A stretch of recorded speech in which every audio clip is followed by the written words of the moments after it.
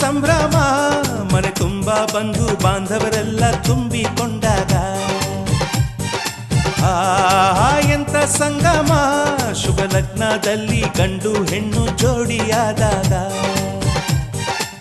ಶಾಸ್ತ್ರೋಕ್ತ ಕಲ್ಯಾಣ ಏನ್ ಚಂದ ಕೇಳಣ್ಣ ಭೂಮಿಗೆ ಸ್ವರ್ಗಾನ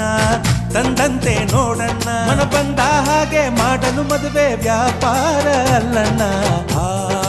ಎಂತ ಸಂಭ್ರಮ ಮನೆ ತುಂಬ ಬಂಧು ಬಾಂಧವರೆಲ್ಲ ತುಂಬಿಕೊಂಡಾಗ